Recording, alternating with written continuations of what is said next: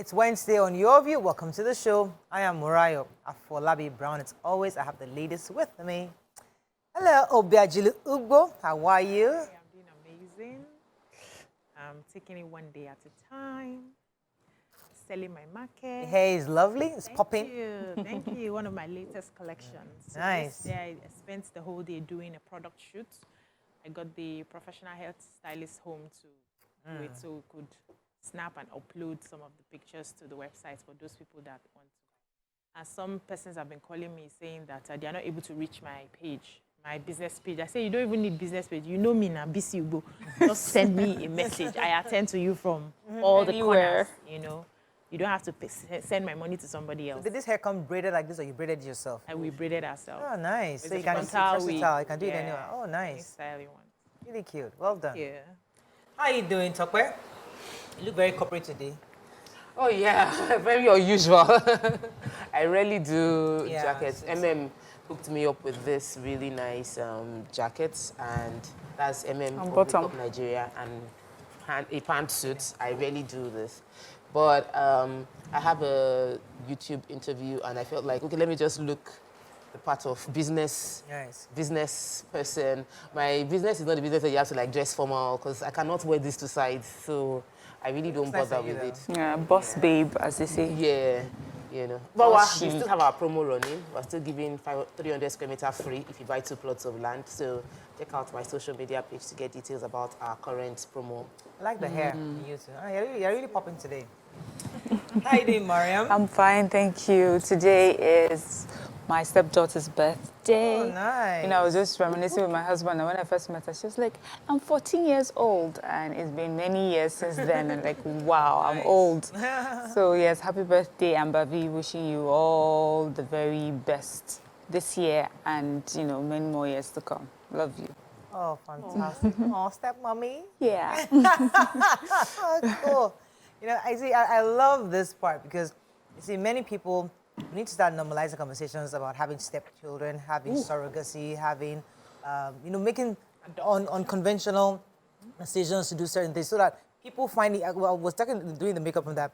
Some people find love in different ways. You find love with an old person, you find love with a young person, you find love with different kinds, and all love is acceptable. So we need to start making people comfortable to fall in love with whomever they choose to fall in love with. And we also need to make them comfortable deciding to have surrogacy or having birth in different unconventional methods, because that way you help other people to achieve their dreams in life instead of us judging them by their decisions. So I'm really happy that you guys are doing, you know, you're getting along well. Cool. What are you doing? Yeah. I'm doing well. Yesterday I was at a party. I had 2 parties back to back on the island. It was Chief Shadi Okoya's birthday yesterday, 46, and then it was a friend of mine, Banke. She was getting married yesterday, and congratulations to her. Although she's actually somebody that I met recently, but we and her, we have a good relationship. You connected. So I'm happy for her. Okay, let's go on a quick break. When we come back, we go through the front pages of the paper. Stay with us. We'll be right back.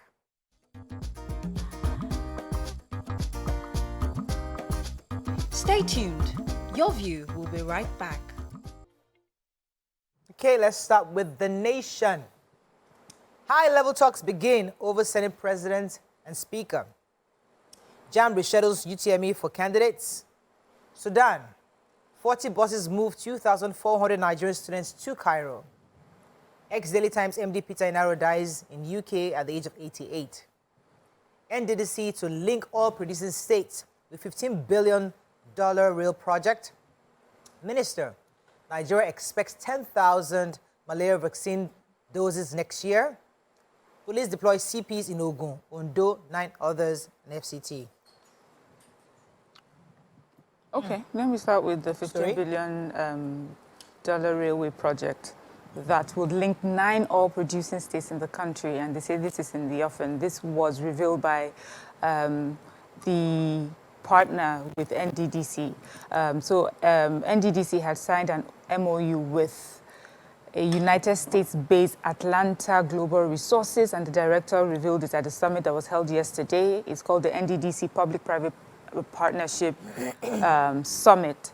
And he says that to this summit, the theme, which is called Rewind to Rebirth, is organized by NDDC to harness ideas on the ways of funding infrastructure in the oil-producing states of Abia, Akwa Ibom, Anambra, Bayelsa, Delta, Edo, Imo, Ondo, and Rivers. He says, as the director for Atlanta Global says, this is in the offing, but full details about this rail project will be made available soon. And the NDDC also used the opportunity to talk about their challenges and some of the things that they have achieved so far.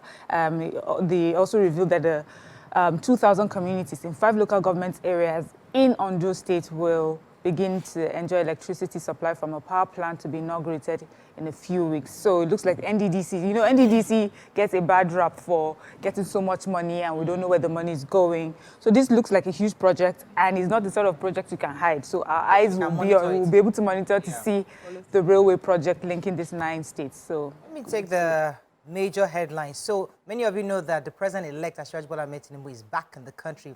His residence in Asokoro has been a beehive of activities. All leaders have been there. Some of the leaders that were at his place yesterday was the Speaker of the House of Representatives, Honorable Femi Gbajabiamila, Governor Biodun Oyebanji of Ekiti State.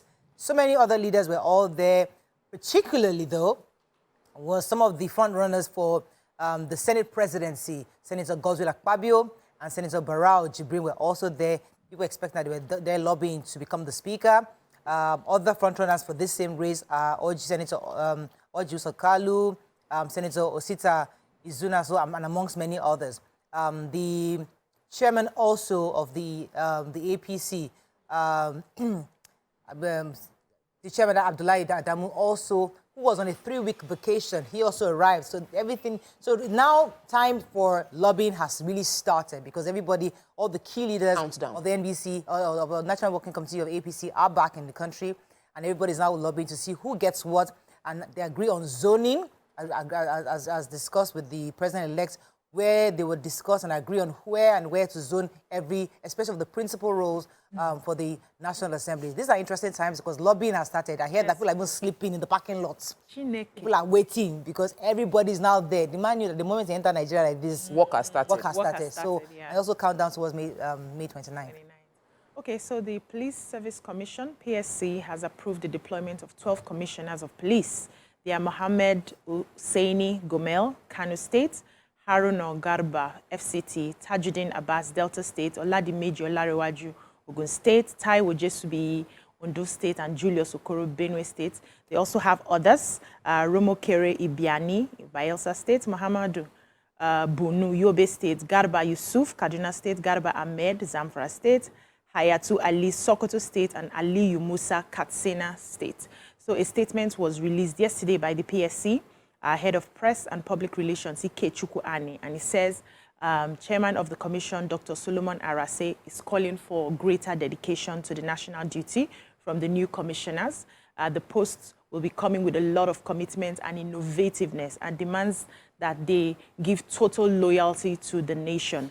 He also says that this is a national transition period. The new commissioners must brace up for challenges in the course of their duties. They should quickly settle down to duty and tackle the security challenges in their states of posting, also saying that the commission will always be there to support them. So congratulations to all of those commissioners. Yeah. Moving on now. Oh, you have a story? Yes. Oh, go ahead, sorry. Governor Seyi Makinde yesterday was swearing in the Chief Justice of Oyo State, a new Chief Judge of the state, a female judge, Justice Yabosh Yerima, and he was asked questions concerning the fact that there's been delay in appointing the new Alaafin and Soun of Ogumosho. And he said the reason for the delay is because they want to follow the due process to ensure they get it right. He said that they've had a case where a monarch was sworn in 22 years after they went to court and they were able to get him out. And he said this wouldn't happen under his watch. So he's doing everything possible to ensure that every due process is covered. So even if anyone in the family, anybody wants to go to court, there'll be no basis for the monarch to be removed from the position, and people should just wait. Once the due process is followed, generally everything will work out more efficiently. Okay, moving on to the Punch. Sudan conflict. Evacuation begins today as federal government releases 150 million naira, hires 40 buses. Ex-presidential candidate asks court to stop the May 29th inauguration. Assault Police to prosecute spare parts dealer. Commissioner fires DPO, that's the Commissioner of Police. FG cuts power firms from national grid. Buhari, President-elect governors mourn renowned journalist in Nahoro. FG, U.S. firm signed MOU on the $15 million real project. And National Assembly leadership, Tinubu National Working Committee meets contestants. Okay, which story starts with? Let me take the CP stories. Oh, so we took the story yesterday as our hot topic about the lady who had reported an assault on her, and then we saw her recanting her original accusation, you know, and then we saw another video showing that she was harassed by the police to do so. So the Lagos State Commissioner of Police on Tuesday, they said after full investigation of all that's happened, they found that Bebex, that's the person who allegedly assaulted her, has a case to answer, and therefore he should be sent to court.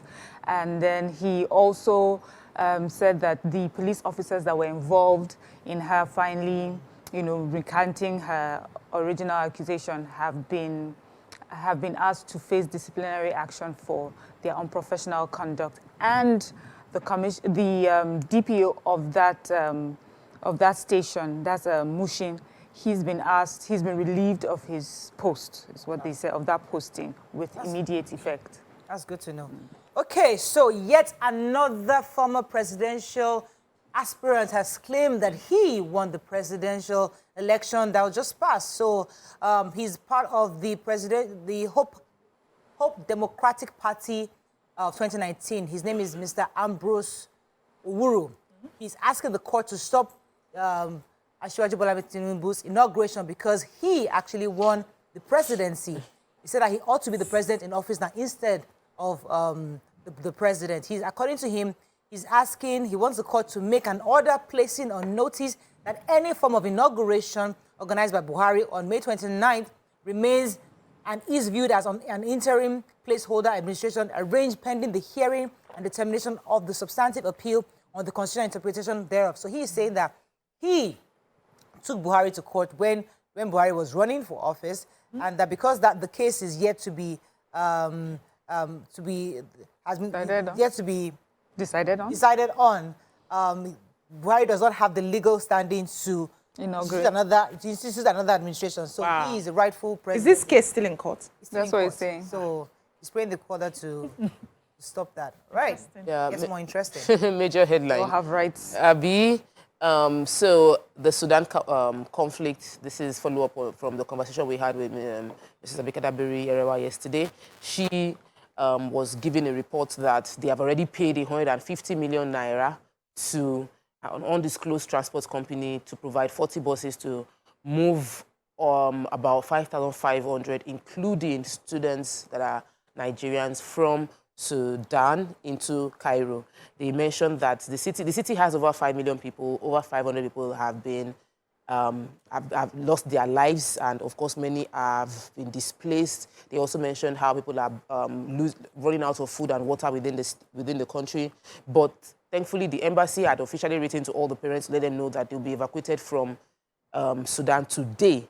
That's the information, that the buses will be available to move them out today. They also said that they are appreciating the Labour Party presidential candidate was appreciating Onyema, which was the head of the owner of Air Peace, who volunteered to lift people out through Ethiopia, but they haven't needed his services yet. However, one thing is good. What good news is that all the parents are aware of the process of evacuating their students from Sudan, and money has already been disbursed, because yesterday on the show, she was like she didn't know anything about the money part, but now she's given more information that she's aware that money has been disbursed to the transport company to ensure that Nigerians can safely move away from Sudan. At least we know Onyema is on standby to help, so we need all the help we can get, so we'll see how that goes. Okay, let's go on a quick break. When we come back, we continue with our reviews. Stay with us, we'll be right back.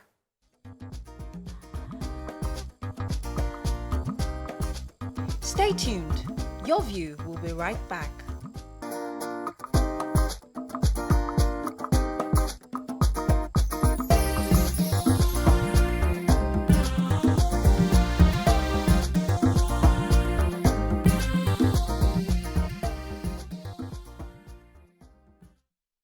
Thanks for staying with us. We have a story in Punch. Yes. Go ahead. The federal government yesterday declared that it had commenced the disconnection of some power firms from the national grid as a result of their non-adherence to electricity market rules.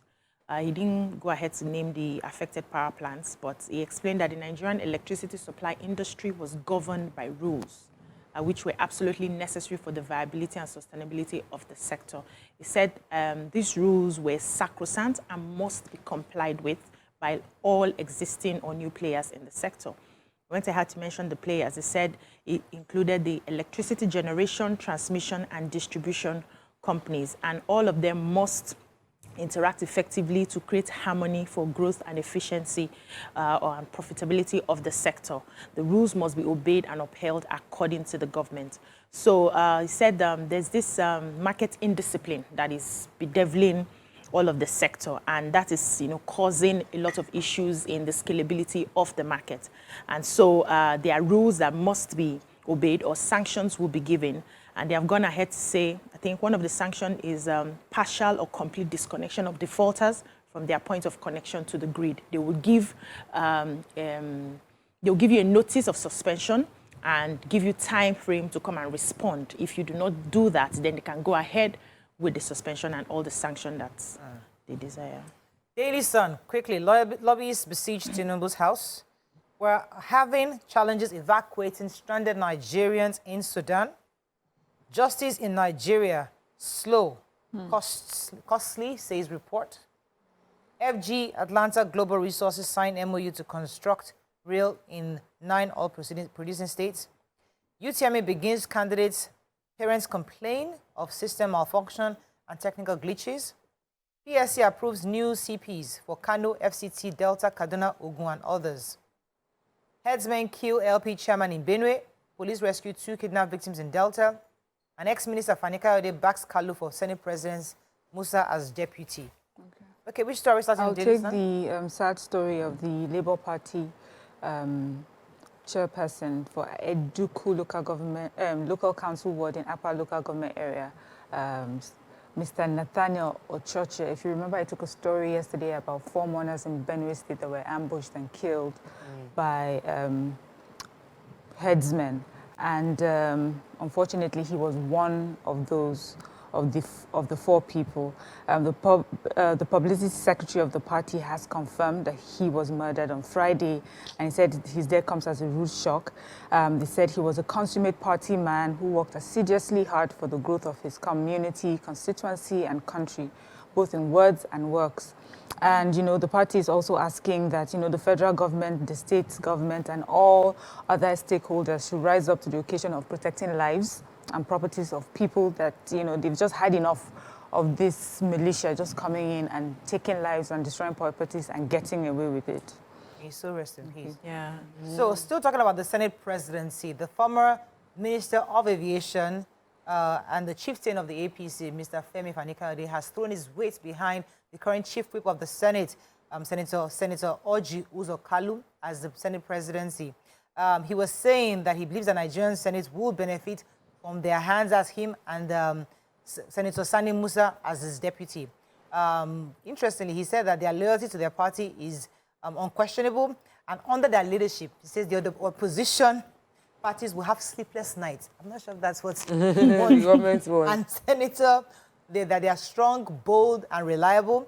And so he's throwing his weight, saying that he wishes them well in the race, because according to him, they have a lot of supporters who also want them to want him, especially Orji Uzor Kalu, to be Senate president, concerning the balancing of regional and religious equity across. So many people have also said that just because of that, they should have these 2 people to be Senate President and Deputy. We'll see how that goes, because everybody has gone to Asokoro now to lobby. Yeah, so the Unified Tertiary Matriculation Examination, UTME, conducted by the Joint Admissions and Matriculation Board, JAM, for admission seekers into the universities, kicked off yesterday nationwide.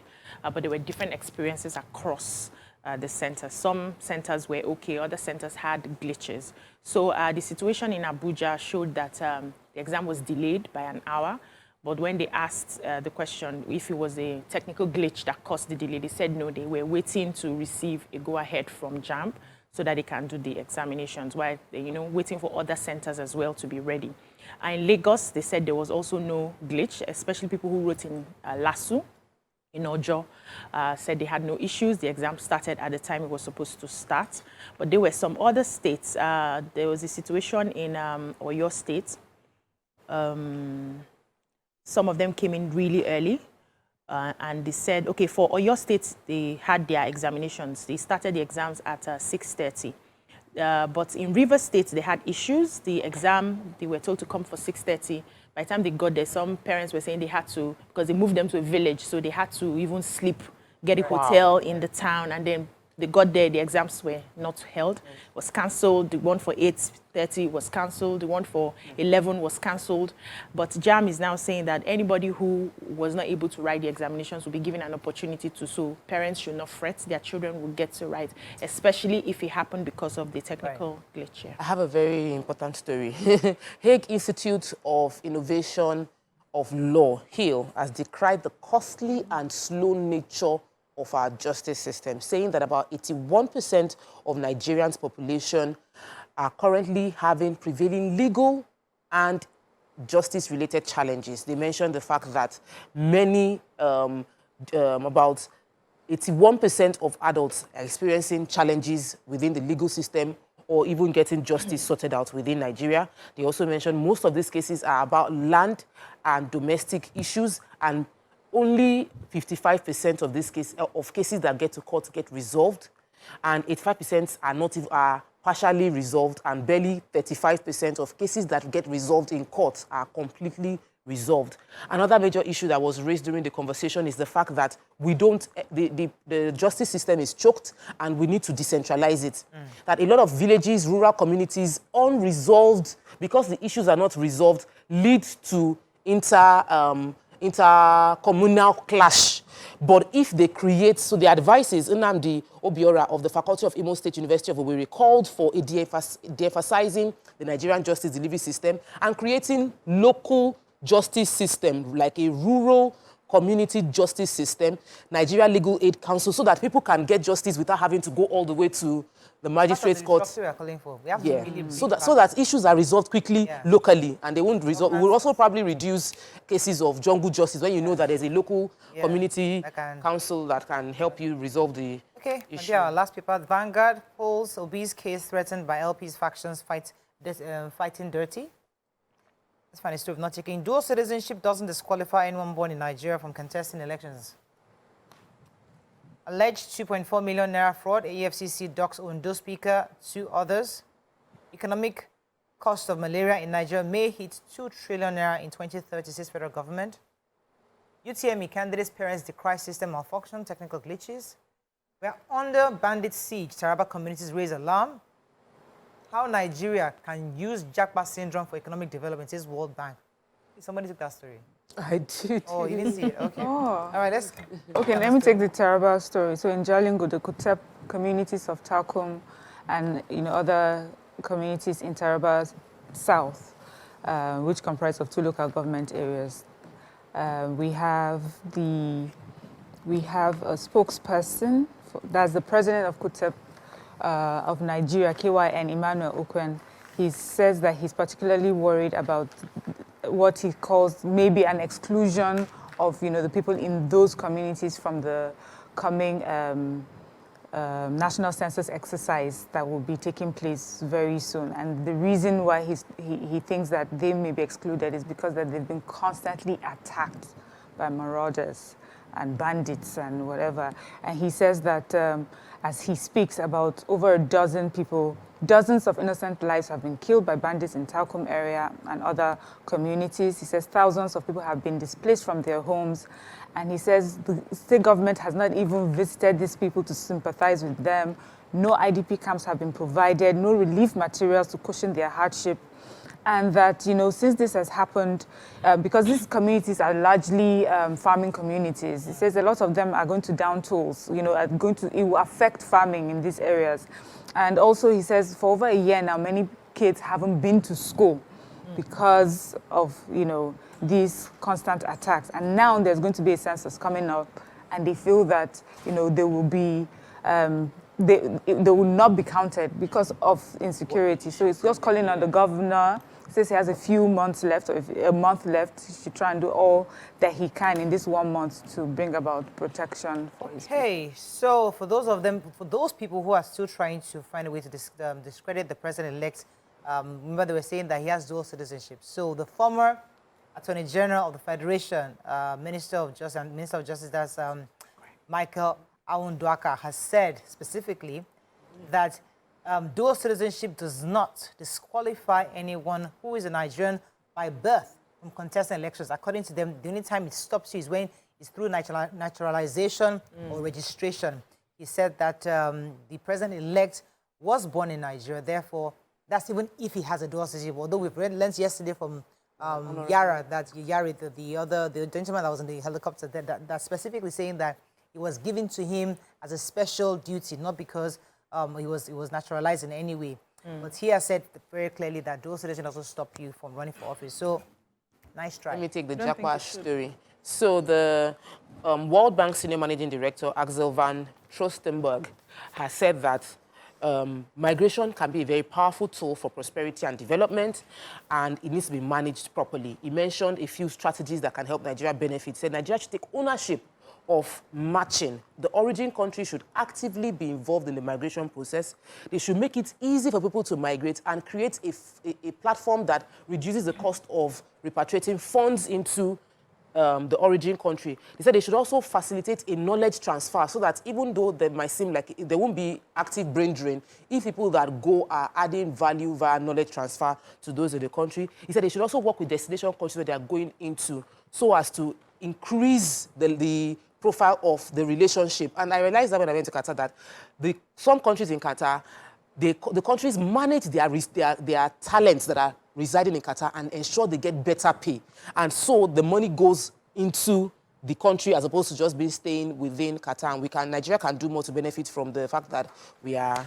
They didn't mention my idea of bringing them back, attracting them back. Yeah, that's the lack of knowledge transfer. When they settle there, I can teach. I can always keep teaching. No, we want you to come back. We want to why are you rushing an enabling environment for them to willingly come back. Let it's them not about take just their sharing time. knowledge. We are coming home to actually give Mariah, sharing knowledge is good too. not rushing now. Give them time to You need to be physically There are back. people who are in their 60s who want to come back. Technology Yeah. is Come back fine. then. Share knowledge is more We that were important. You don't have to be staying here, physically back. the government has not done anything. We are still staying. We are patriots. No, you are saying they should do something special to attract them. We were there here. They don't attract us.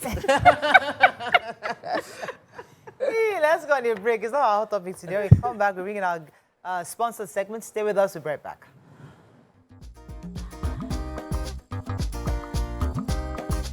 Stay tuned. Your view will be right back.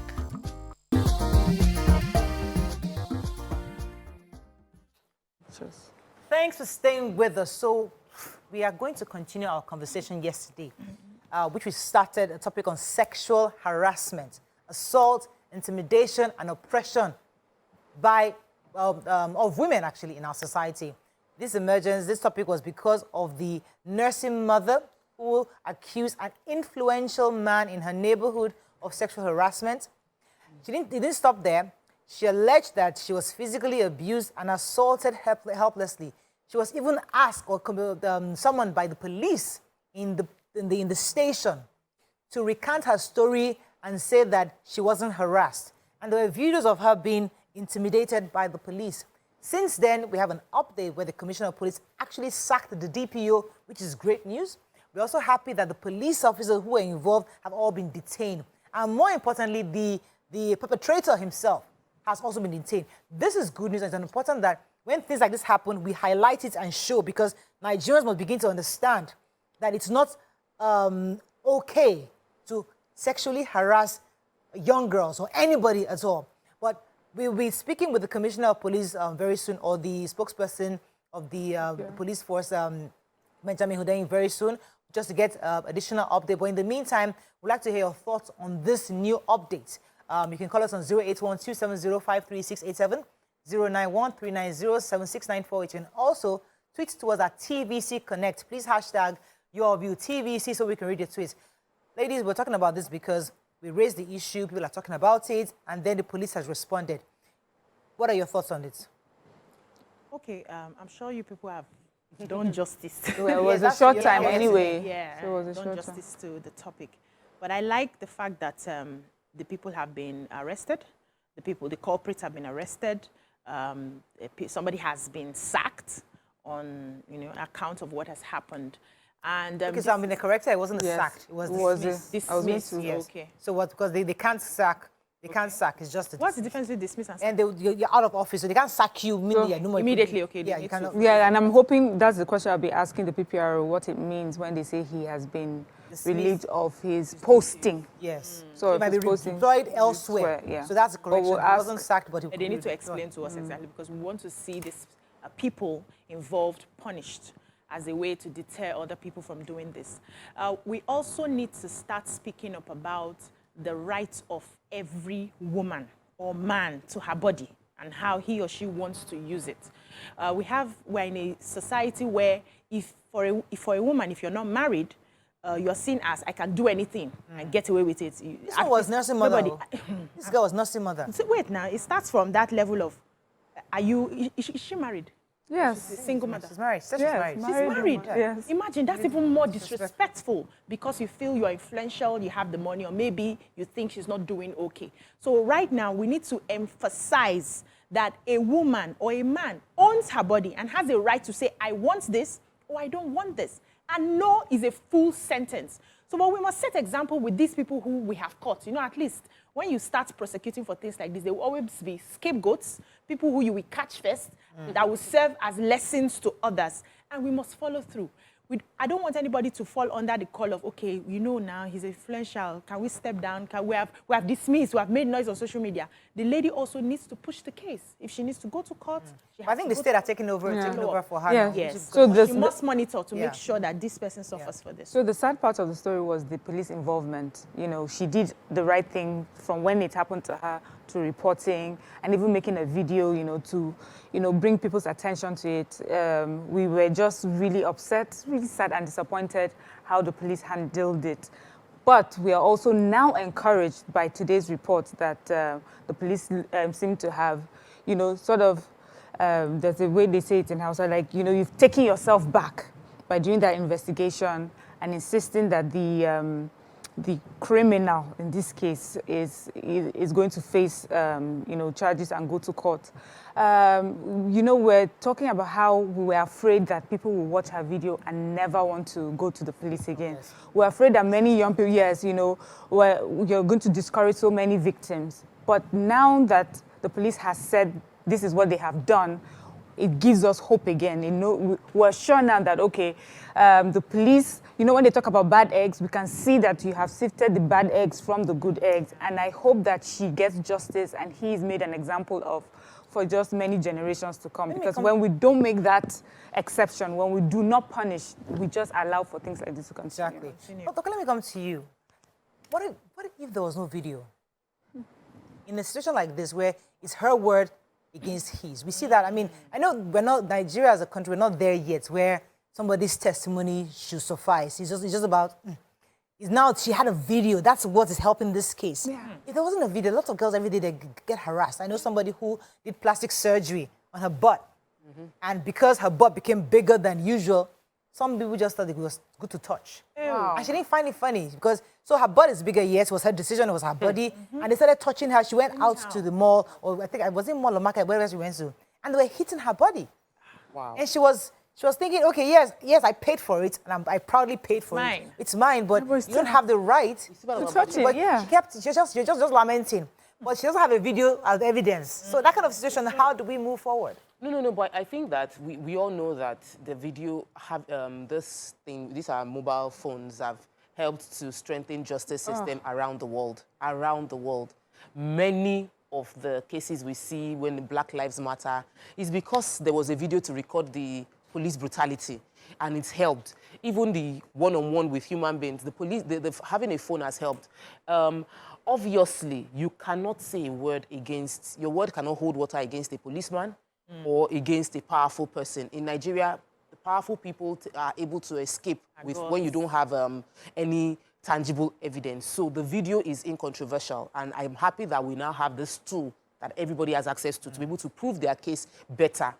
I'm also happy that somebody recorded what happened in the police station. I really think that we also should applaud that person, and I hope that person doesn't get punished for doing that video, because that was what actually made this a case.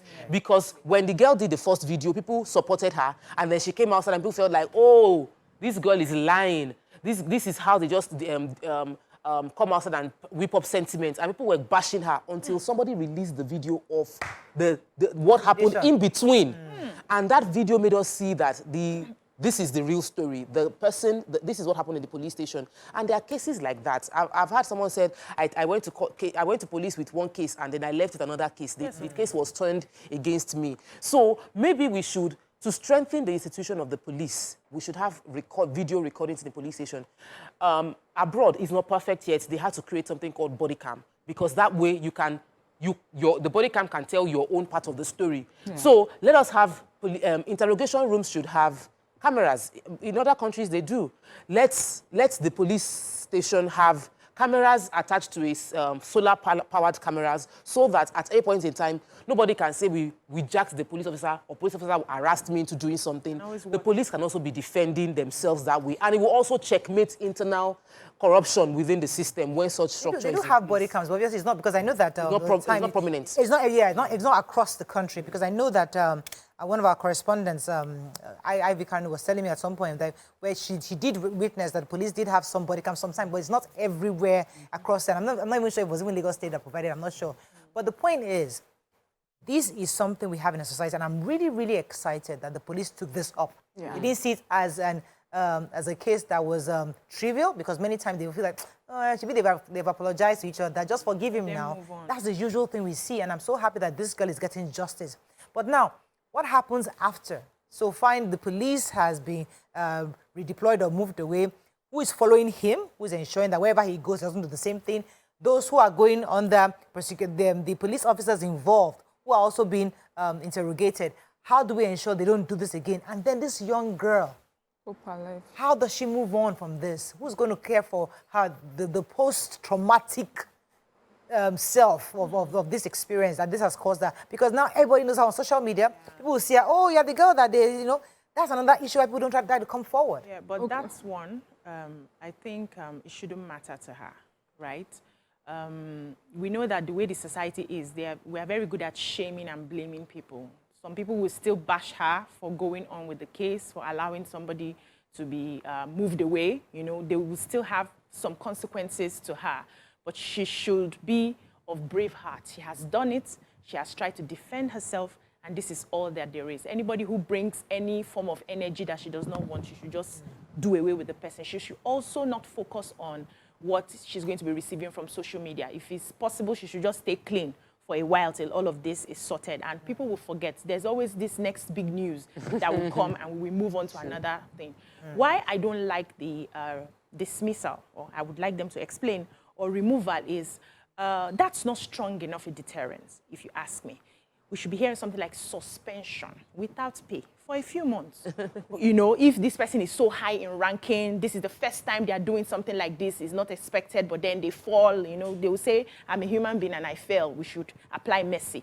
But there should be a form of, when you remember that you did not earn salary for 6 months for this conduct, other people will be more afraid, even you, wherever they send you to afterwards, will be afraid of doing the same thing, because you have lived with the dire consequences, no matter how it is. But to move you from, and you continue work as usual, just in a different place, doesn't do it for me. We'll ask Benjamin Hudain what exactly dismissal means, so he will define that for us. Yes. Yeah, so for me, I was going to say that for many of the victims of sexual assault or sexual abuse, one of the things I've heard them say many times is, we are not really asking for much. We just want the perpetrator to acknowledge that they have done it, and just, ask for forgiveness or apologize for what they did. And so for me, I feel the way that the police is handling it so far would give her that confidence to, walk around. The thing that's happened with victims is the victim shaming. You are shamed because you are not believed, because they think you cooked up the story. But this the way it's panning out so far, you know, she would be seen as even an example of what you can get if, you know, justice is carried out properly. So I don't think in her own case, but, you know, I don't know, for her, I don't think in her own case that would be a problem. What I foresee to be a problem is the perpetrator himself. He is described to be quite influential in that community. And I'm hoping that he doesn't have people who feel that they need to do something to her, to make a point to her. And if the police, and I hope that the police is aware of that, and what sort of protection can she get? So that's what I was going to mention that because he's a spare parts dealer who's very influential. He might be part of an association, a group of people people love and respect him, revere him, and then his colleagues are thinking, you this small girl, see the wahala you're going to will get. So she also needs protection. Let's go on a quick break. When we come back, we see if we can speak to the PRO. Stay with us. We'll be right back.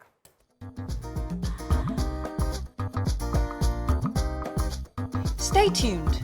Your view will be right back.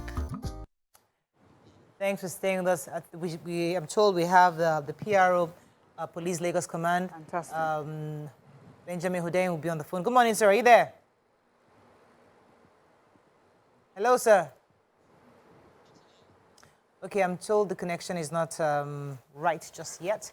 Someone was going to say something earlier. Talk about, on this matter. So, you know, one of the things that I love about Nigeria is that we honor wealthy people. It's part of our problems as well, because people that have money feel like you can buy justice, you know, you buy people, you pay for police, you pay for security, you pay to be the dawn of the environment. And that's part of our problem, because this man didn't personally have to beat up the girl. He just gave the order. So at the end of the day, he might escape that. He didn't know, they were just being loyal to him and they were the ones that beat up the girl. People within the area feel, some people take it upon themselves like we're defenders of this, our benefactor. And they might end up, and you know what Mariam said, that they might end up feeling like you have reported our benefactor, now our benefactor has been arrested, you will have no peace. Deal with you. You know, so the issue goes beyond, this is one case of how when we don't strengthen our judiciary, or when we don't have a proper punitive system, these are the different heads, Hydra heads of the situation. So how do we prevent other parts of this? Is that when you go back to the core of it, no human being, because you're very rich, should be able to have what happened with Burna Boy a few years ago. Burna Boy was trying to toast somebody in the club. They said the person is already married. Burna Boy's security aide shot. There was a gunshot. Somebody got injured.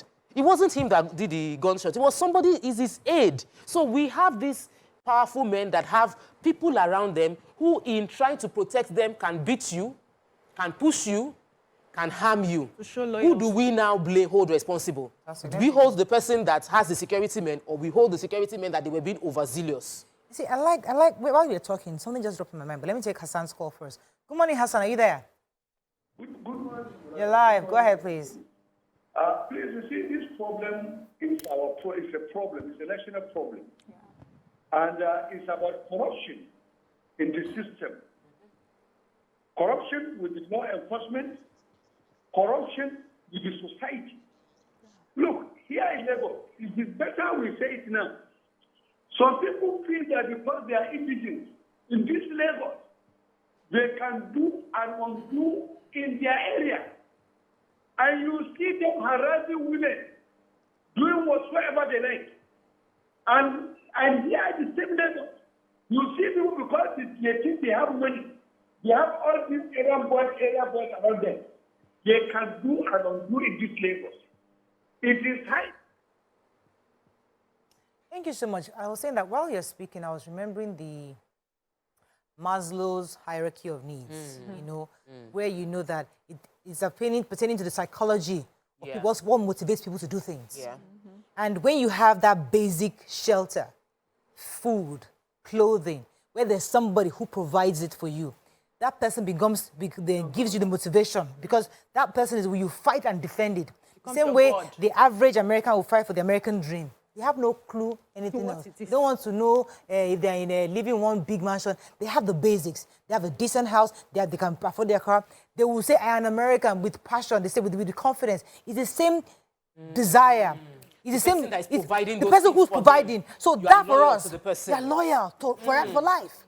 So the same thing is when we are loyal to the state, we're loyal to our local government, we're loyal to the are country. loyal to the we begin person feeding them. So we need to bring that to the larger society. How do politicians begin to get us to be loyal to them, not the dons, not the various guys, the rich guys? How do politicians get us to be loyal to the government? Let me let you take that in for a second while I take the PRO. Good morning, sir. Are you there? Good morning. Thank you very much for joining us. We wanted to just get some clarity. So we already have an idea the updates so far on this case in particular. But one of the things BC mentioned earlier that were confused is the article says, or the report said that the DPO has been dismissed. Could you tell us what dismissal means?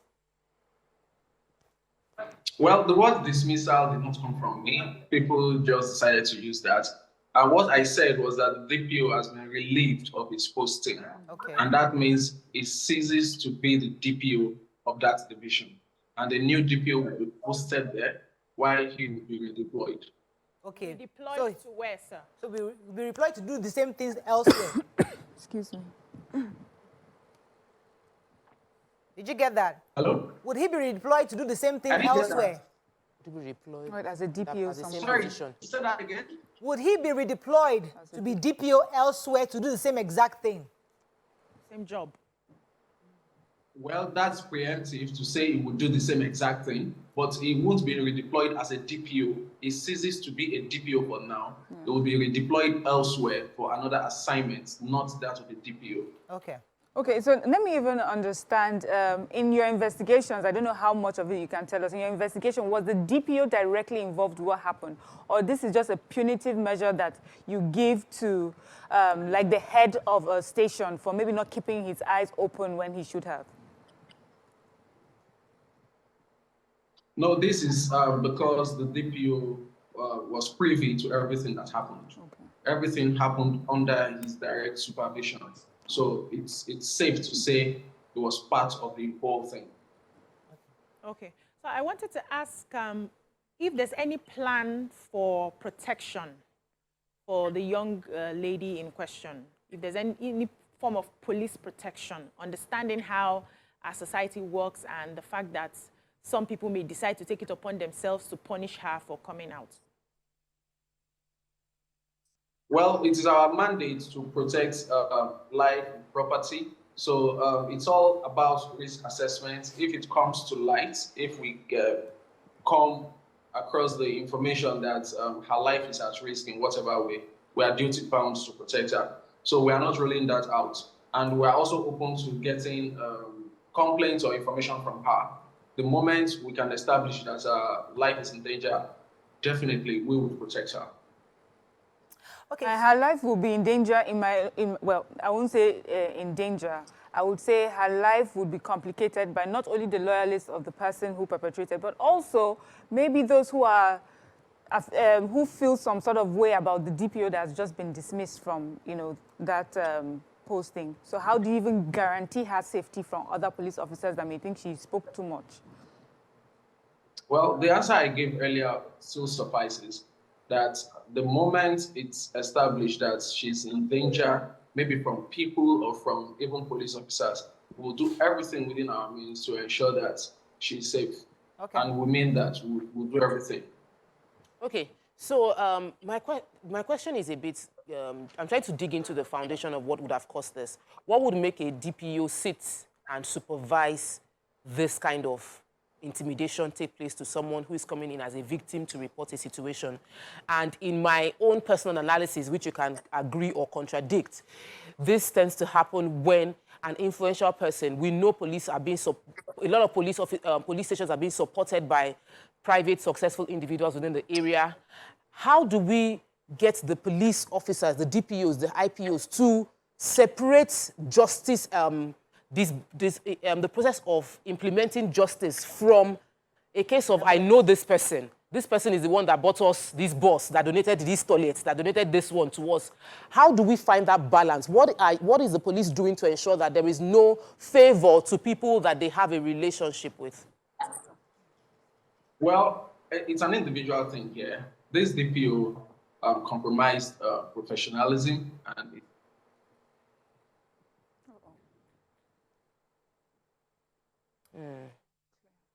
Okay, so just hold on a bit. Continue exactly what. Right. So we're having connection issues. We're trying to get him back. Someone's justice or we didn't hear you, does sir. anything unprofessional. Lost you some. Can you hear me? We Didn't hear you. We lost you for a few moments. Start over, please. Okay, I'm saying it's an individual thing. For this particular DPO, he decided to obtain justice and he has started paying for that. So it's not enough excuse that somebody donated something to the station and for that reason, we would look the other way when the person commits an offense. So in as much as we know that we don't have all the funding we require, and in as much as we welcome donation from people, it should not be at the expense of professionalism. Right. So anybody who does that will pay for it. All right, Pierre, let me say that I personally am proud of the work you have done concerning this case. I think is worth highlighting, and I think is a good job. However, my concern is that there are other, I think there's a phrase for the desk that is in charge of this in every police station. Nima talks about it all the time. There's a particular desk in almost every station that is supposed to handle these kinds of cases. My question, therefore, is how well are they trained to receive complaints such as this? Because we have situations where when somebody brings a complaint, either they serve as councillors, they can say, what happened between your husband and your wife? What happened here? They try to be the ones that are giving their own personal experiences, not being professional. How equipped are they to handle a girl coming to accuse somebody of harassment? What exactly are they supposed to do to protect young people who approach them from cases like this? Well, it's work in progress. They do training every now and then, and we have so many NGOs supporting this. I must particularly mention the British Council. They gather these officers and give them training every now and then. And on a daily basis, most of these officers do the right thing. But, you know, because it's the right thing, it's not newsworthy, we don't get it.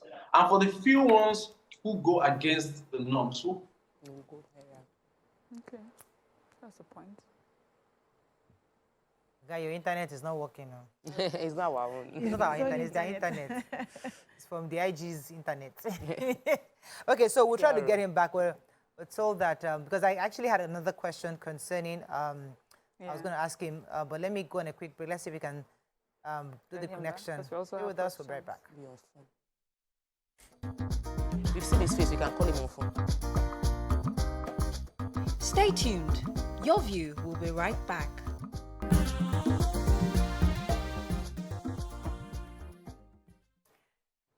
Thanks for staying with us. So we had the PRO. Unfortunately, he had to leave because we had network issues. So I'm grateful we got the meat out of the conversation, which is the fact that the Commissioner of Police have taken up the matter. So the DPO have been redeployed elsewhere, and the investigation is ongoing. That's good news, and I'm happy that that went that way. However, while we're having that conversation, I had raised the issue because somebody talked about big manism. You know, the fact that we have that. You know, this is a big man that has been able to build a bit of influence in his community and feels that, listen, what is it? Like, is it not police? We can pay the police. We can do this. Unfortunately, thank God, this case he's not able to do that. But we see that a lot in Nigeria. And then I went to why do we have big manism? Why are people loyal to these people, you know, who influence their economic development? You know, there's somebody who is there to help you. So, and that's how we went to the Maslow law of hierarchy, where the basic needs are provided. And then we wanted to widen that conversation a bit, because the reason why we have many of these little clusters of lords, of dons. Why can't you mention a don recently also? Everybody is a don because you are able to provide things to people. And that's what we need as Nigeria, where we can be loyal to our nation instead of individuals. Bishop, you're going to add to that. Yes, so the only way we can take this out, it may not be totally, but at least we'll get to a level of maybe 50-50 or 50-70, is if the government steps in and provides the basic needs and amenities for the large populace. why there's a lot of struggle in that survival mode. Anybody who just gives you a cup of rice suddenly becomes your Lord and Savior. You would give your life for that person.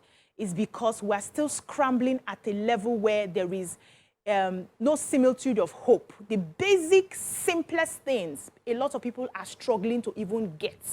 The air that we breathe, safe, we will soon start paying for it if care is not taken. You go outside, you know, in climes that have developed further than we are, you see that there's this sort of system that everybody seems equal. Seems. They may not be, but everybody is at a level. I gave an experience. I experienced a taxi driver in Singapore when I traveled. And the guy was so fulfilled doing his taxi driving job.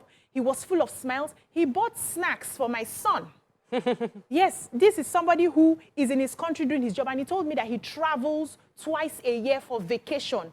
He did not give me any of his dreams to become one big thing. He was comfortable the way he was doing his job, enjoying it, giving me examples of how the government has made it easy for them to do this and be in this space. So he's not at the survival level of we must kill ourselves to get the cup of rice. He's at a level, no, listen, no, he's at a level where everything, government is doing what needs to be done. Everything seems okay. Let me pause you. Allow me to pause you. Let me tell you why. Okay. Because I've spoken to some politicians who tell you that today I become a politician. For example, I have a budget of 100 million naira, my constituency, for example. Yeah. And I'm thinking of, let me train the youth to empower them to be self-sufficient. They don't want that. Even if you invest that and do all that, do you know that the mother will still come tomorrow and say, please, oh, my father died yesterday. I need money for this. It's like mentally, we need handouts. We don't need you to empower us. Because sometimes we feel that we want them to empower because it sounds good. Empower young people so that they can all build these things. But guess what? Those young people, you empower them, they won't come back to you the next day and they're asking you to pay for something else. Maybe they want to get married, they just had a child. A lot of people in our society, if we want to be real with ourselves, what you're saying is right, though. I'm not saying it's wrong. But the reality is that where we are as a people, we prefer the handouts from the politicians, not empowerment. Some people say, I have empowered them, but they refuse to empower. No, I disagree with you. I'll let you disagree. Yeah. It goes back to the other beggar.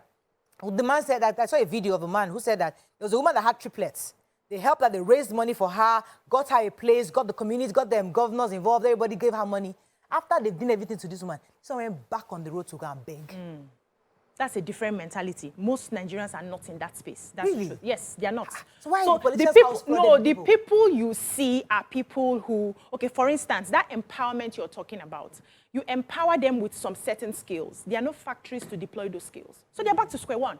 So it's not about gathering youths to say, come and learn this skill and come and learn that skill. Do they have factories to go back to?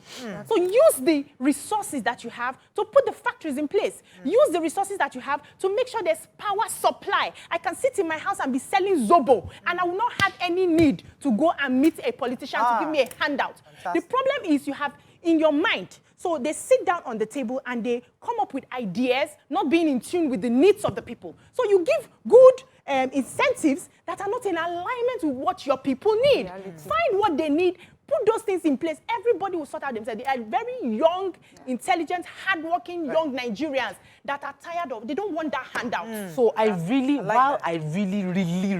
agree with you. I know that the average Nigerian person, we're not talking about the few that went to school. Even those that went to school, they want to collect, give me the bag of rice, give me the okada, give me that, give me something. So everybody is want to hold something. And if a politician, we have created big manism and not created institution. So people are loyal to a big man than to the institution. And the big men like it. They love it. So they love because it gives them a feeling of relevance. So the average politician in Nigeria is so important as a person, more important than the state he governs. So you are a governor, but you are more relevant than the states.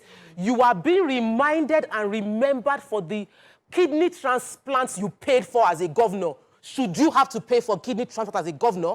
The system should have provided for good health care for everybody. I shouldn't have to come and meet you as House of Rep member to pay for a kidney transplant because your job was to have pressured the government to create a system, not empower one big man and one big politician.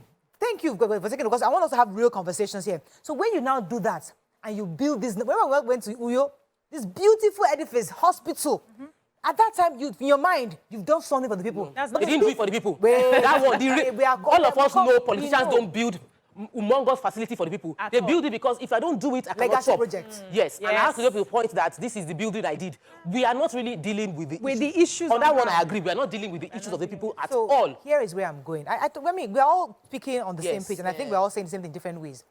Now, the politician, for example, make all these big promises, right? And they build this big, in their own mind, they built it.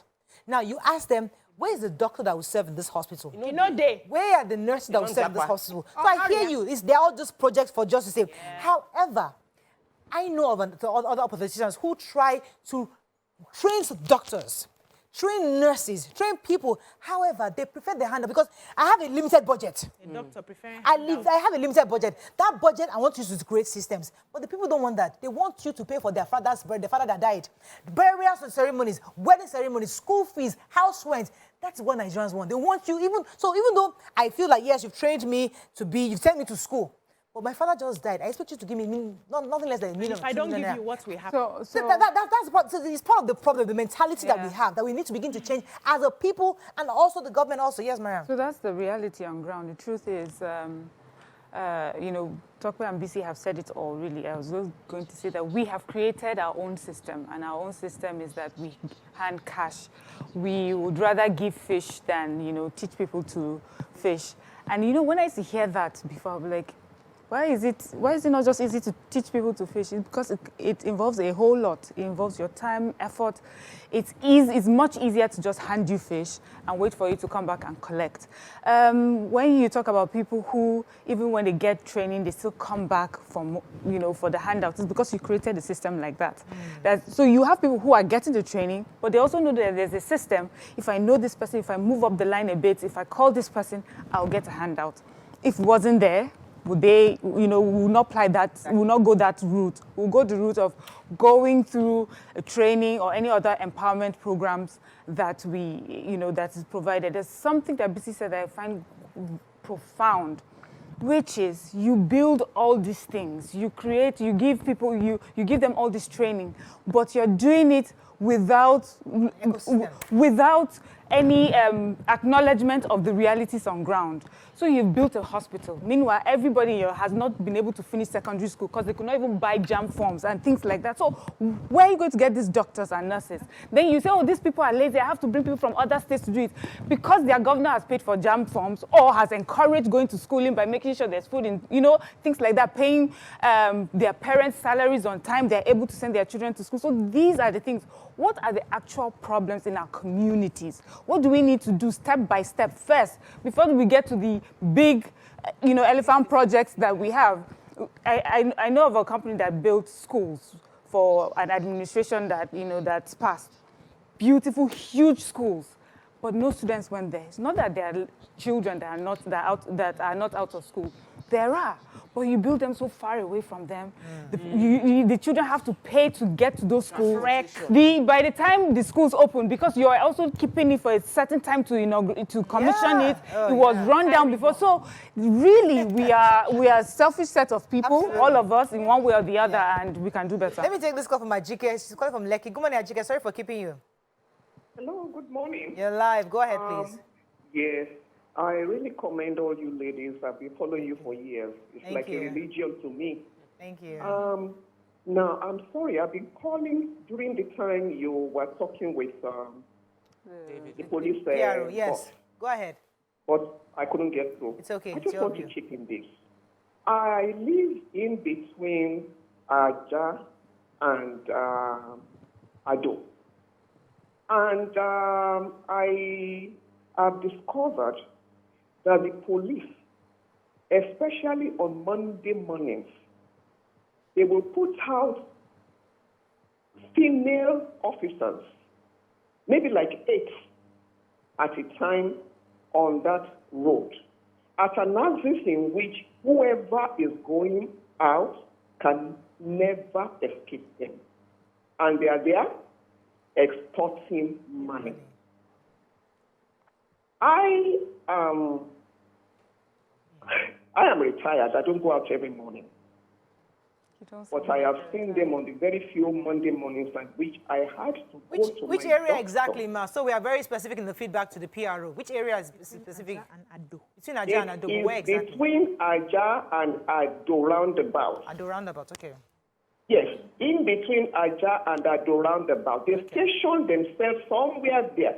Anyway, the saddest part of it was that like 2 weeks ago, my niece was to catch a flight. And unfortunately, her sister that was carrying her to the airport forgot her driving license in her church bag the day before. But every other document was perfect. These people delayed them because they had a load of people packed off the road and they were exporting from one to the other. In short, she had to pay 30,000 after being delayed for a long time from that spot. She said they were all females that I have seen before, and yet her sister missed the flight to travel, which was very devastating. And that trip was very important. I have seen them, encountered them twice on a Monday morning, coming from my doctor, not well. They packed me off the road. They will threaten you in any form. I had to tell the lady that, you know what, I want to use the toilet, which was true. And I showed that all the papers were on the seat next to me. All right. Thank you very much, madam. I think we've gotten the feedback, which we'll definitely pass on.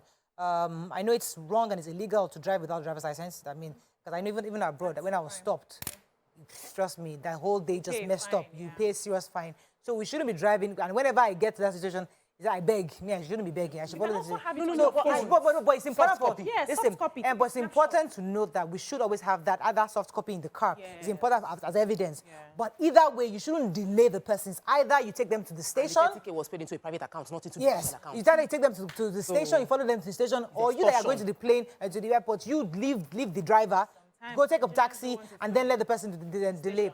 So it's faster for them to just take the notes the road. I'm just saying that there are two sides of every story. Yes, there's a side of our own part and the side of the police. But she's right. Those people in that Aja and Ado roundabout must be accosted by the police. Let's go on a quick break. When we come back, we'll continue our conversation. Stay with us. We'll be right back.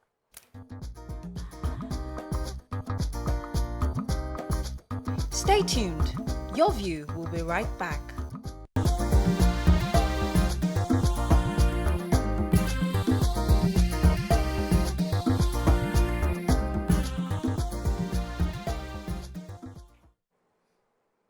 Thanks for staying with us. So before the break, we had tried to wrap up on the other topic. So the bottom line is that we need to have proper institutions so that Nigerians and people can be loyal to institutions and not individuals. That's really the crux of that conversation. But now we have a new segment, and it's our sponsor segment. We have with us the Managing Director, Extra Large Farms, Dr. Muji Davids. She'll be here talking about her farming business. Welcome to the show. Thank you very much. To have you again. Good morning, everybody. Yes, nice to have to be here one more time. Right. So, Extra Large Farms. Last time you were here, we learned about the organization. Tell us how is that going? Tell us about the Extra Large Farms. Basically, if you hear about Extra Large Farms, we're talking about food first. We're talking about food. We're talking about farming.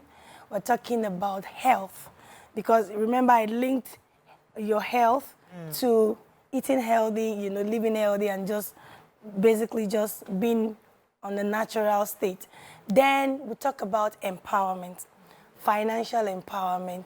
So Extra Large Farms is all about redefining, agriculture in Nigeria. We're wearing a new apparel, on agriculture in Nigeria and Africa generally. So when you hear about Extra Large Farms, just always remember it's all about food, farming, health, and empowerment. Amazing. I heard that you've recently introduced something called agricultural tourism. Could you explain to us how that fits into farming? Into farming. Thank you. Extra Large Farms is a value-adding, organization is not just about farming the way you know about it.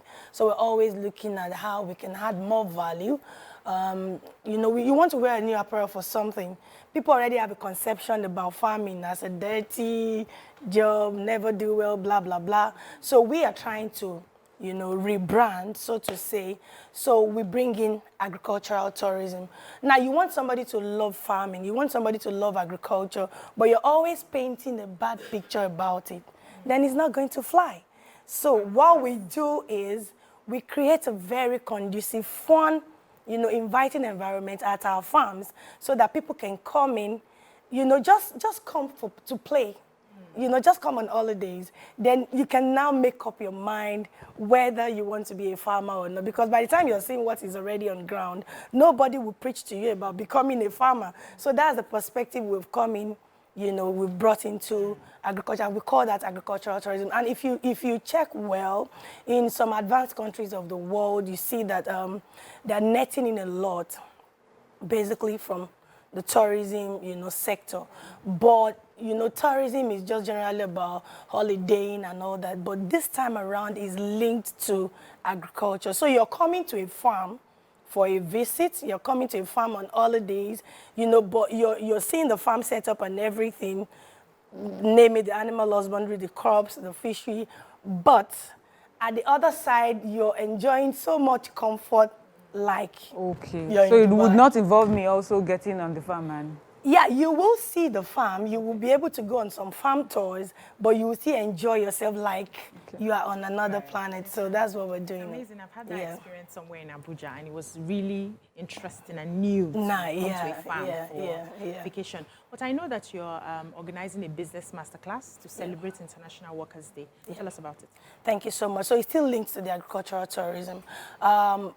To the glory of God, presently we have over 100,000 members of extra large farms, not only in Nigeria, but all over the world. And as we are celebrating the International Workers' Day, it happens to be our 8th annual Members' Day as well. So we're thinking about how can we further empower our people? How can we further create, you know, a platform for financial empowerment? And we have created a very solid platform for people to attain a high level of empowerment from agricultural tourism. For example, you have, in a year, we don't have less than 50 to 60,000 children visiting our farms for farm excursions. Really? Yeah. And we don't have less than maybe 10,000 families, you know, just coming to the farm. They just want to spend the weekend, you know, and all that. So for you, for somebody who's watching me right now, how can you make money off that? How can you be a part of that? Oh, you don't want to be the practical farmer who is farming this and this, that, but you can plug into the agricultural tourism sector. At our farms, for example, you can own your own house. Inside the farm, you can own a small cottage, or you can even lease, or you can just, you know, there are so many. Connecting to the farm, for example, as a member of extra large farms, you get to earn as people are visiting the farm. So we are explaining all this. We are unveiling the secret gold mine in agricultural tourism to our people on that day, the 1st of May, just next week, Monday. Right. So people who come there will be able to see a new, you know, side, a new opportunity being unveiled to them and how you can make the most of it. The thing that thrills me most about this business luncheon is that it's not for any class of people. It's not like, oh, it's for the rich, oh, it's for the middle class, or it's for everybody. So you have money to start up a business, or you've been looking at what can I do as a worker. You are somewhere in the paid employment right now, you're in the business, and you're looking at another stream of income. We are presenting that to you from agri-tourism with extra large farms. You don't have anything. You're still believing God for, you know, how can you begin to make some money? We have people, I just told you about our excursions, and we have people earning in 6 digits on just one visit. Wow.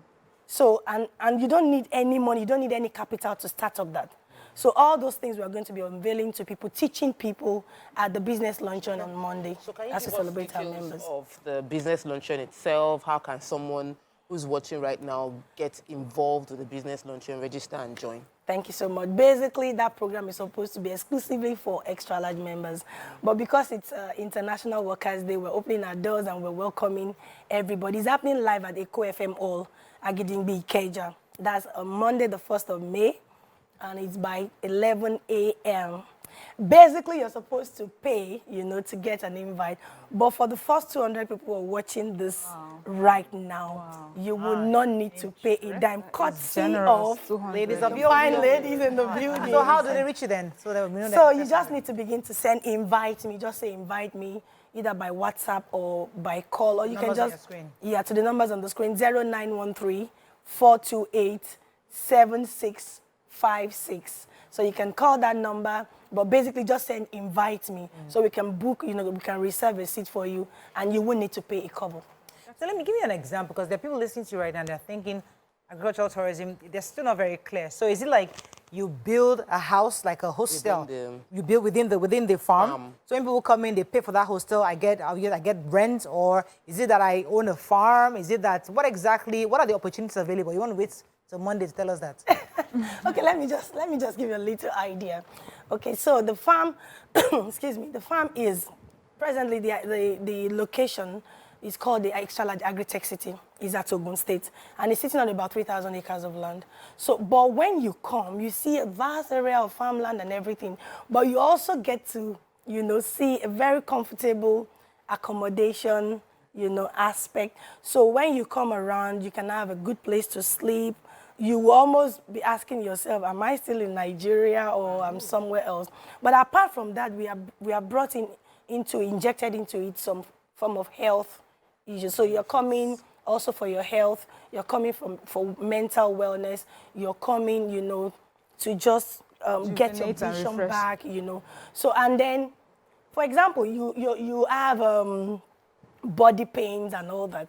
We don't need to even do the normal massage for you. By going on a 10 minutes camel ride, I tell you. I like that. I tell you, you go on a 10-minute camel ride, you're coming, your body cannot be the same again. Really? So those are different. And then you're eating anything from the farm, for example. You're eating fresh. You're pointing at the fish, the chicken, the whatever you want, and they're preparing it for you. You want to eat some vegetables, the harvesting is straight away, and you're just taking it from some fresh air, amidst making money. That's the most interesting part.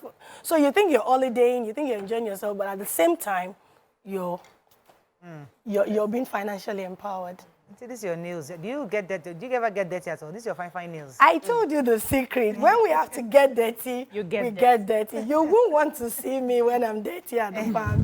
But thank God for technology right now. So it's not all the farmers that have to manually involved in. Yes, you still have to, but at least to a certain, level. Okay, what would the people coming to listen to the business masterclass, what would they be benefiting? What would they be getting? Oh my God.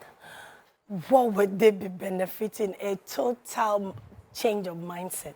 You're coming to be financially empowered, irregardless of your level. You are high class, you're middle class, you're low class. Everybody needs more money. Everybody needs some, means of extra source of income. So you're coming to get that. You're coming also to prepare for your future.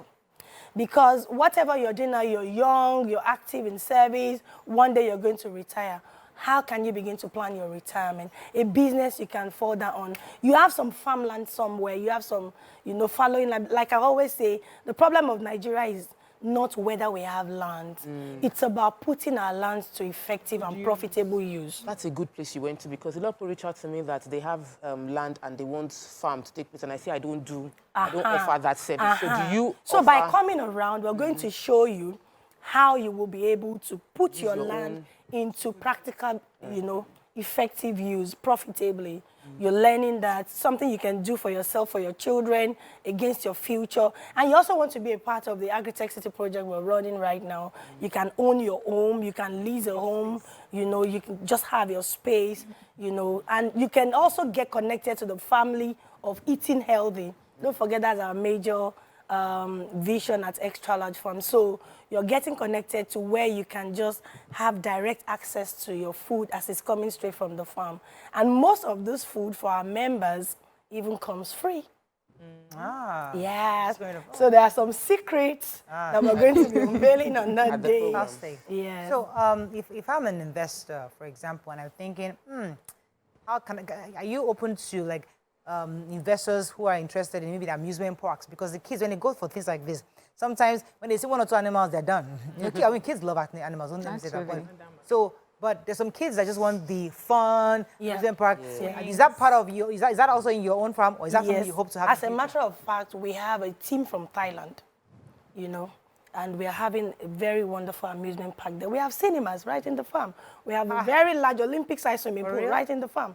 You have all this, your Jurassic Adventure, 7D movies right in the farm. So it's not just about coming to see some mangoes. It's Disney World. And some bananas and so on. So you're going to see that side, and then you see another side. Like, you will just be blown away. Yeah, that makes sense, because as you're saying, you want to encourage people to so we want to attract as many people as possible. When you see what farming is like now, then nobody will need to beg you, come and become a farmer. And the wonderful part of it is that on that day, we're launching our holiday club. We call it the Extra Large Holiday Club. So by joining that club, you will be able to, first we're giving you a free holiday treat. For just joining the club on that day. We give you a free holiday treat. You can come with your family. Where is this? Where's the family? The city is towards Idiroko in Ogun State. Okay. It's about 40 minutes drive from. It's about 40 minutes drive from Covenant University in Ottawa. Okay, that's so it's a very good location. Go ahead. Plus, you don't need to bother coming there. Just give us a call. Just wish. Don't tell me that I just wish to be at Extra Large Agritech City, and somebody will be at your door. Wow. To pick you there. Wow. Kidding me? Please, Are you kidding me? I mean, we take you there. A lot of thought has gone. You enjoy yourself when you're going back home. I got to ask. I'm sorry, Maria. I know you're but summer is around the corner. Families are looking for places to go. Oh my! That's somewhere we can actually bring our kids over for the summer. I'm telling you, you're covered. Good. Okay, let's do this. So for all the ladies on the table we are six. You already have a free ticket. Oh my God! Just give us a day. Auntie, calm down. We have 4 children, 3 children here. Can you accommodate us? No problem. There are 6 of us. No problem. Fantastic. No problem. So you're coming around and you're just enjoying yourself. So you're getting a free holiday treat for joining the club, and then you can now make business out of that holiday club. How many days? It depends on you. You cannot do more than 1 weekend. Depends on now we can. No, when you come to that farm, if you're booked to stay there for 2 days, I tell you, you won't want to go. You want to do 1 week. Okay, let's call you up, Mara. Yeah, I was going to ask. You were talking about how farming is done now, and there's some words I hear now that are related to farming, hydroponics. Like, what is this? Where have we gone? Aquaponics, hydroponics and all that. But to be honest, I'm not a wasteful person. And I believe in, managing every resource that comes to your hand. Hydroponics and all that is good. They are very good. I've been to South Africa, Canada, and all those places where they practice those things. Now, we are more privileged than them. Yeah, it's a new way of farming, no arguments, but without we have soil. Land. We have good land. That is just wasting. We have not yet harnessed all the opportunities. What are we doing with our land? Okay, I must ask this question because Nigerians are very spiritual people. I know we have to ask this spiritual question. I hope they are not vultures waking you up in the morning. Excuse me. Vultures. No. Excuse me. Excuse me. Let me rephrase. Please. I hope they are not demonic birds that wake you up because they're in the Excuse me. I'm just telling you, spiritual. I'm not saying that that's my own thinking. Thank you for Nigerians are like that. Security, Security is different, but it's the spiritual animalistic. He just wants Mariam to Nigerians will be scabashi. Haven't I done it? Haven't I spoken enough about this subject matter? Calm down. Listen, it's not about Murayo. I like to speak for Nigerians, not about me. It's not about Nigerians have heard me. They call me. They tell me that in that space that will see snakes. Say, blood of Jesus. Please, what kind of animals are we expecting and not expecting in this farm? You're going to see all sorts of animals, but they are not endangered species. Okay, and I like the way you brought in spirituality into it, because even right there at the farm, at Agritech City, we have, though that's just coming up, so we're building a mini Israel. So that when you come around, I love that. Mini Israel. You need that. Go to Israel. There's no need to go to So if you're coming for a spiritual holiday, you just want to be alone with God, you know, and What are pray. Muslims? Yes. It's mini Israel. Oh. So it has Israel the now, we are two. both. Yeah, even in Israel, you can't be a Qudus in Islam without visiting Israel. So we have a mini Israel, then we have a mini fantastic. Jordan. Universe people, uncle. Mini Israel, mini Jordan. Yeah, they'll be connecting to the sun Universe, and the moon. direct connection. But I mean, I asked that question because I know that there are people who are very spiritually inclined. I'm wondering, I'm scared of the spiritual because once you hear a bird singing in the morning, you're skabashi, and where am I? So let us be very careful. No, it's not in the bush. Okay, it's not in the bush. Yeah, it's a modern. I would like to see the place. I like to see the place. You're invited. You have a I know, I got it. They've gotten So just let me know, make up your minds. From June 12th, we're going to open the place officially on the 12th of June. Fantastic. We were at a smaller facility special date? before at don't Songota, blow. but now we have moved. It's not really about blowing. We are blown, amen. But, you know, it's about space, you know, expansion and all that. Fantastic. Congratulations. Look Thank you forward so to much. I think I visiting. need to say the venue of the program. Please say it again. So the event is coming up on the 1st of May Okay. at Eco FM Hall, just opposite Coca-Cola.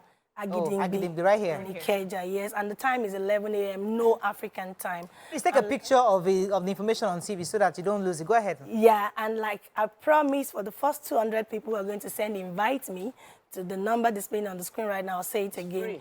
It's going to be absolutely free for you. Plus, you will even have a taste of what we produce at Extra Large I was going to say, and get all the opportunities about, you know, have avocado eating healthy, making money, and everything. Yeah. There's many menu. Item 7, you know Nigerians, we don't hear the item 7, they won't call for it. Is there item 7? Item 7, yeah, we produce food. So you're going to have a taste of what we give produce. them rice package on you. Fantastic. Thank But you you're so eating what we're producing from the farm. Oh, great. Yeah. Fantastic. So the number once again, 0913-428-7656, or just visit our website on www.extralargefarms. Oh, well done. Congratulations. Well done. Thank But you. everything is really extra. Amen. Extra. Amen. Thank you. You know, when we go, we'll tell them how it is. Yeah. That is all we can take from this farmer conversation. See you tomorrow. Bye for now.